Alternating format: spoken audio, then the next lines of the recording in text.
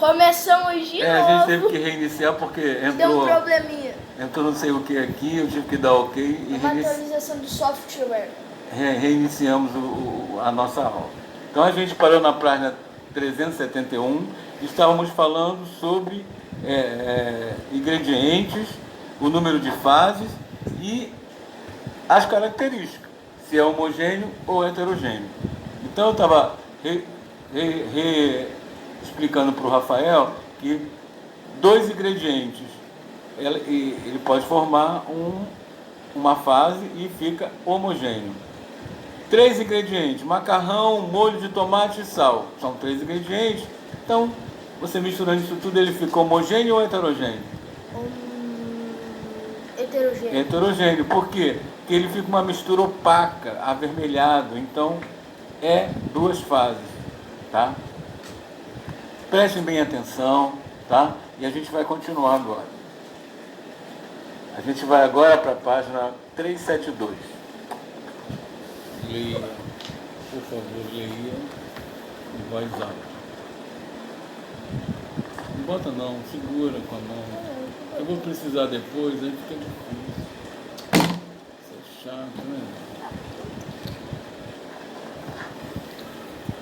As misturas homogêneas também são chamadas de soluções.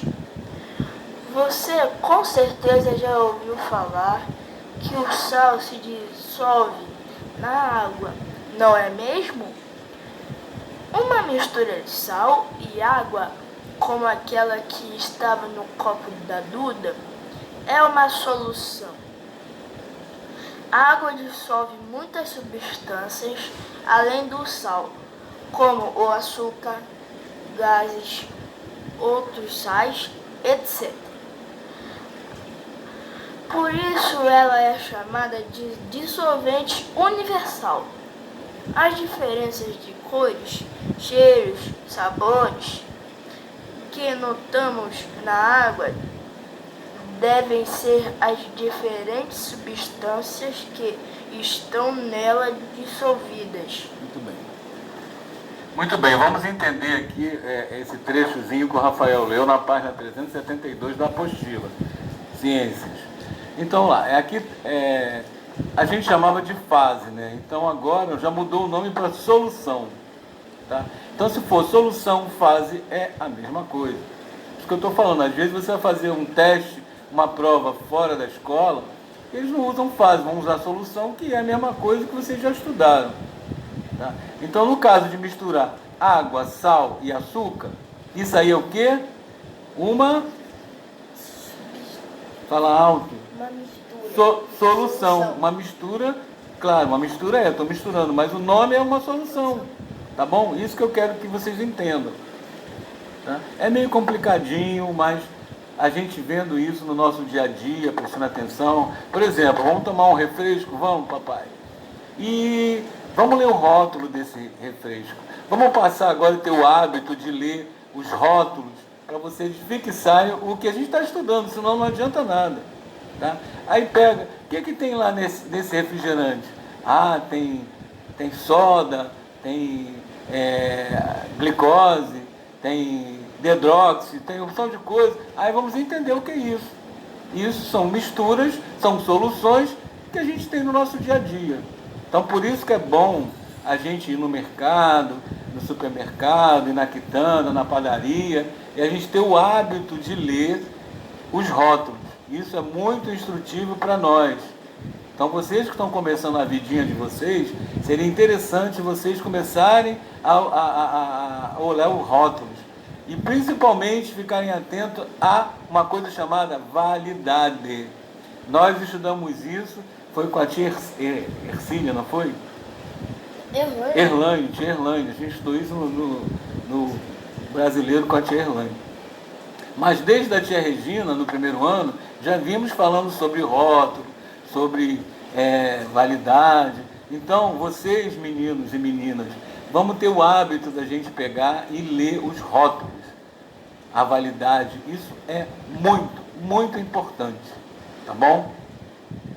Então, depois disso, tem duas perguntas, que são perguntas que vocês têm que fazer o teste. Tem que pegar um copo com água, e fazer esse teste para poder responder essas perguntas, tá? E em seguida, no teste número 3, é para ir na página lá e recortar umas palavrinhas e colocar se ela é solúvel ou não solúvel. Aí eu vou perguntar, Rafael, cenoura é solúvel ou não solúvel? Cenoura É solúvel em água? não. E por que você botou aqui? Tá errado. Fiz de propósito, tá vendo? Ah, é. O leite é solúvel em água? Sim. Sim. Papel é. Papelão é. Água é.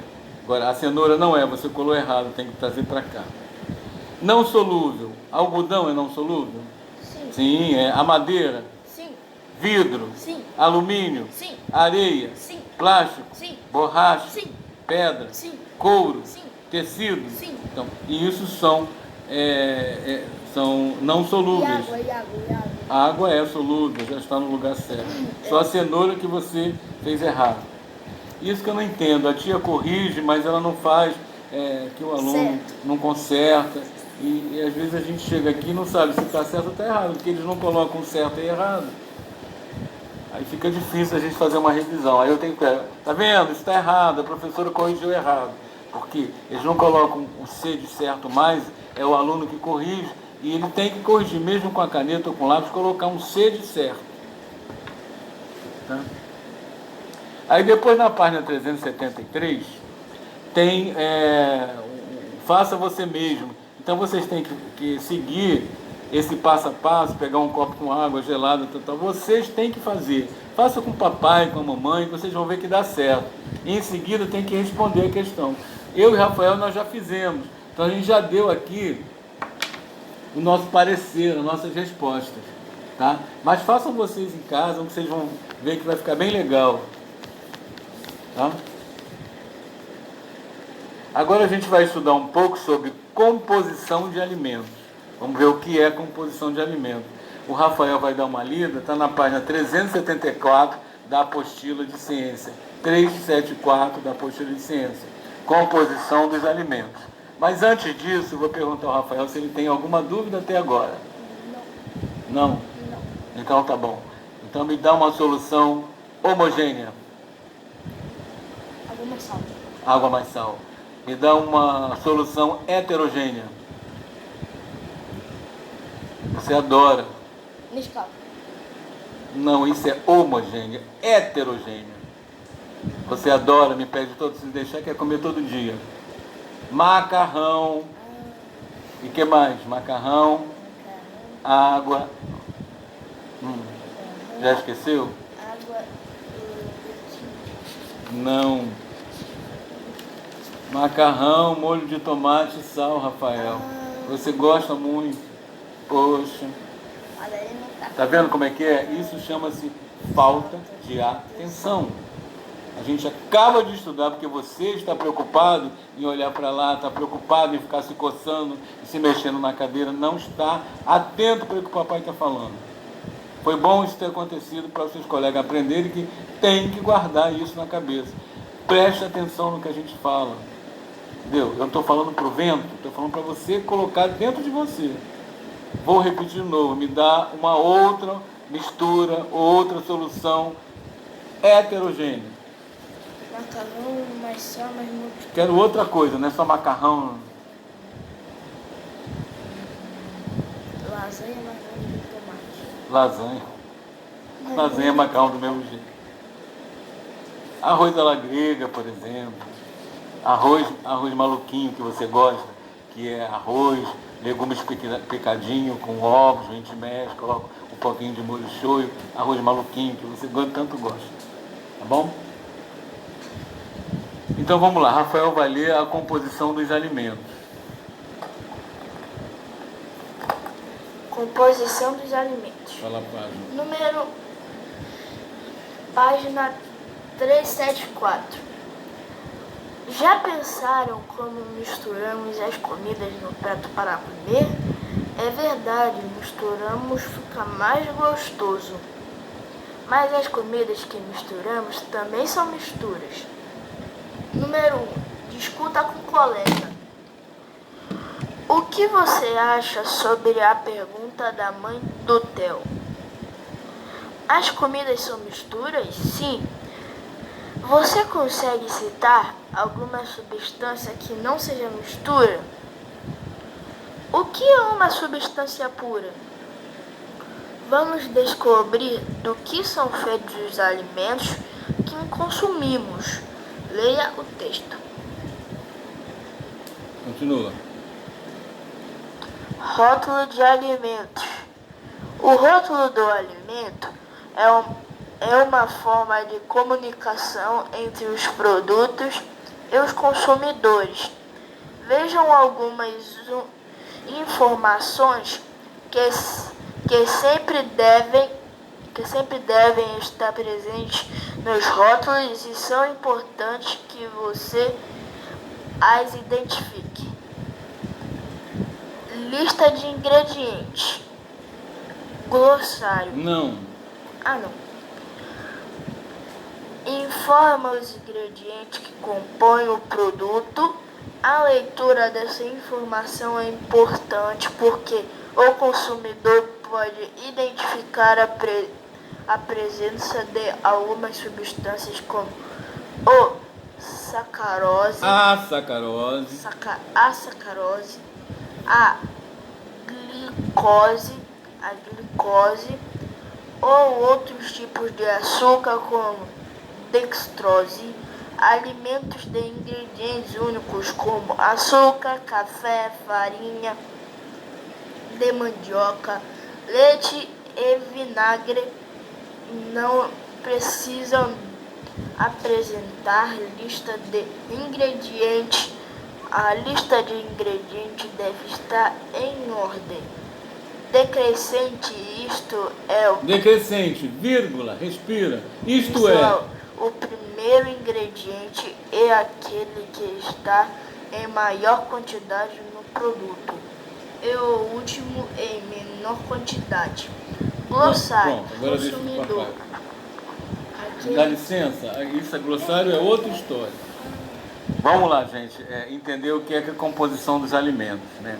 Então, Rafael leu aqui e fez algumas perguntinhas e, como eu falei anteriormente, rótulo de alimentos, tem que ler o rótulo, os ingredientes que são compostos aquela solução, aquele produto.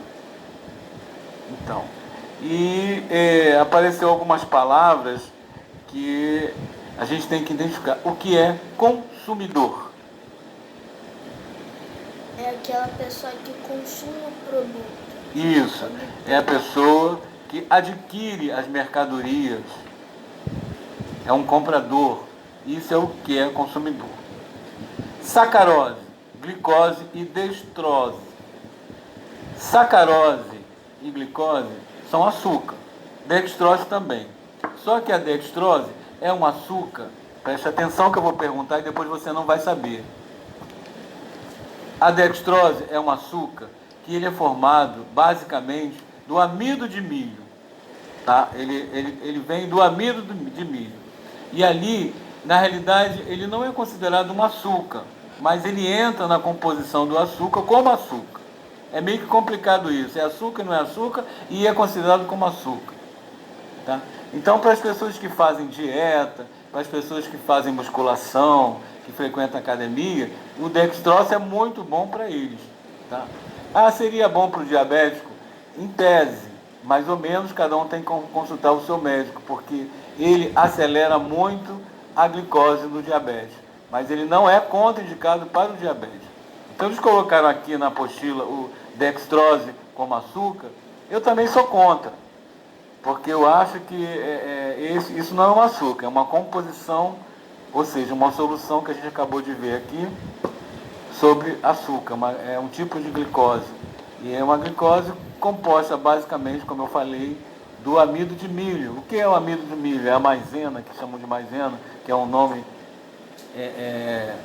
comercializado aí, mas o nome é amido de milho, tá bom? E é isso. Alguma dúvida? E o que é sacarose, Rafael? Sacarose é um açúcar formado pelo amido de milho. Não. Sacarose é o açúcar, glicose também é o açúcar. A dextrose é que é o açúcar que vem a partir do amido de milho. Ele não é considerado um açúcar, ele é como é que se chama? Um adoçante. Tá? Alguma dúvida até aqui? Então, pessoal, se vocês tiverem alguma dúvida, me chama em inbox, me perguntam, que se eu souber e puder, eu ajudarei. Se não, eu vou pesquisar e responder para vocês. Depois, na página 375, é o exercício para casa, que nós fizemos, eu já fiz com o Rafael, mas como sempre, a professora não corrige, eu não sei se está certo ou se está errado. Para mim está certo. E a página 377, a gente vai ver dois trabalhinhos que eu achei interessantes. Vou até mostrar para vocês aqui. Como é o nome dessa página? 375. Tá? Então, o que pede? Aqui pede para fazer 376. Um super desafio. Aí vocês vão ter que fazer em casa. Aí vai pegar aqui um ovo, sal, vai fazer aqui essa misturinha aqui para vocês verem o resultado. Areia, sal e ovo. E depois, uma coisa que eu achei interessante foi, acredite se quiser, eu vou ler esse trechinho e vou mostrar para vocês que eu achei bem interessante. A água que usamos é captada de represas, rios, lagos ou lençóis subterrâneos. Mas antes de chegar à nossa casa, às nossas casas, ela passa por estações de tratamento, que são verdadeiras fábricas para produzir água potável.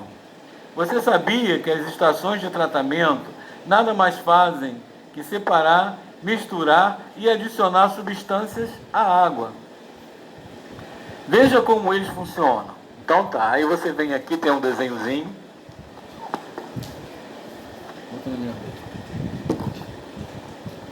Tá vendo aqui, tem um desenhozinho e vai de 1 até, não sei o que, de 1 a 10. Aí você vê como a água vem, de onde a água vem, depois ela vai para o recipiente, ela vem do rio, ela vai fazer um tratamento. Aí a empresa coloca algumas misturas, algumas soluções para a água poder ficar potável. Por isso que nós devemos cuidar da nossa água, porque até chegar às nossas torneiras, a água sofre um processo intenso de limpidez até chegar ao nosso consumo. Então não devemos desperdiçar água. Vamos, se vê uma torneirinha pingando, vai lá e fecha. Se está demorando muito para escovar o dente, fecha a torneira, escova o dente, depois pega a água para fazer o bochecho. Tá? Então vamos cuidar da nossa água, porque se a água acabar, o mundo se acaba.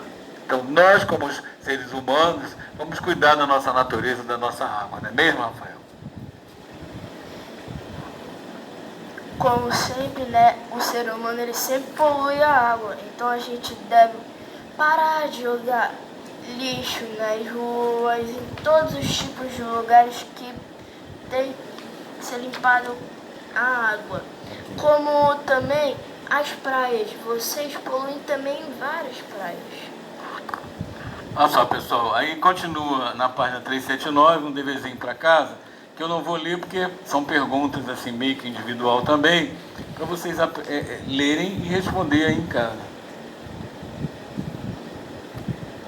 Essas perguntas todas. E aí terminou a aula sobre soluções. Tá? E para a semana que vem nós vamos entrar no módulo 2.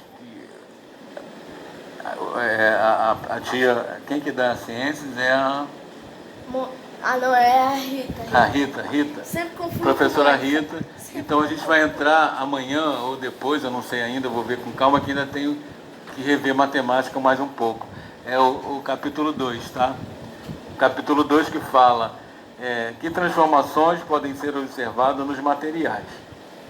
Aí vai começar a complicar também um pouquinho, tá? Então, bom dia. Agradeço pela companhia de vocês. Perdoe alguma coisa se eu não cheguei a esclarecer, mas se tiver alguma dúvida ou alguma crítica, me perguntem em inbox que eu respondo na boa, tá? A gente está passando essa crise aí, estamos em casa presos. Eu acho que eu estou tentando ajudar os coleguinhas e o próprio Rafael. Ele acha o máximo, ele está ajudando os colegas. Então, Rafael, dá um bom dia para os seus colegas e até a próxima aula.